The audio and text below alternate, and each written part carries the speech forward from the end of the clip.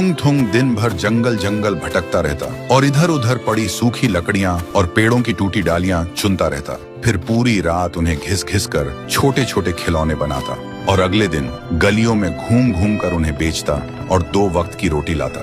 थुंग थुंग अपनी बहन छुटकी के साथ गांव के बाहर एक छोटी सी लकड़ी के घर में रहता था। छुटकी ही उसकी आखिरी उम्मीद और उसका इकलौता परिवार थी। छुटकी की मुस्कुराहट देखकर थुंग थुंग अपनी सारी थकान भूल जाता, लेकिन गरीबी इतनी थी कि कई बार दोनों को सिर्फ पानी पीकर सोना पड़ता था। एक दिन थुंग थुंग जंगल में लकड़ी खोजते हुए बहुत अंदर तक चला गया था। तभी वहां उसे एक अजीब सा पेड़ दिखा जिसके पत्ते बिल्कुल गुलाबी थे। थुंग थुंग ने सोचा, इसकी लकड़ी कितनी चिकनी और अनोखी है, इसका खिलौना बेचकर शायद आज 2 पैसे ज्यादा मिलेंगे। फिर उसने उस पेड़ पर चढ़कर एक छोटी सी डाल काटी और घर आकर रात भर जागकर उसने एक बहुत ही सुंदर गुड़िया बनाई। सुबह जब छुटकी सोकर उठी तो वह सुंदर गुड़िया देखकर खुशी से झूम उठी और उसने उस लकड़ी की गुड़िया को सीने से लगा लिया। छुटकी को इतना खुश देखकर थुंग थुंग के दिल को बड़ा सुकून मिला। फिर वह खुशी खुशी काम पर निकल गया। पर जब शाम को वापस लौटा तो उसने देखा छुटकी बिल्कुल चुपचाप बिस्तर पर बैठी है और वह गुड़िया जो सुबह तक छोटी थी अब थोड़ी बड़ी लग रही थी। थुंग थुंग को लगा शायद थकान की वजह से आंखों का धोखा होगा। फिर उसने छुटकी को आवाज दी, छुटकी आ खाना खा ले। पर छुटकी ने कुछ नहीं कहा। थुंग थुंग को लगा शायद उसे भूख नहीं है, इसलिए वह अपना काम करने चला गया। देखते देखते आधी रात हो गई थी।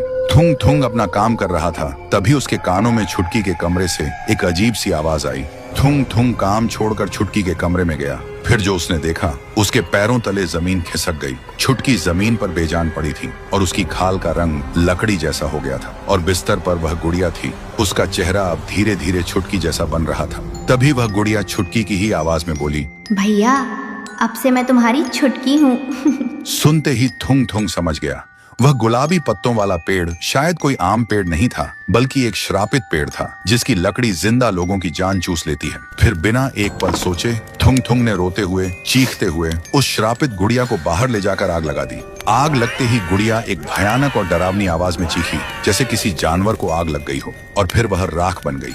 जैसे ही गुड़िया जली, जमीन पर पड़ी छुटकी के अंदर सांस वापस आ गई। उसका लकड़ी जैसा बन चुका शरीर वापस इंसानों जैसा हो गया। थुंग थुंग देखते ही दौड़कर अपनी बहन को गले से लगा लिया और सुबक सुबक कर रोने लगा।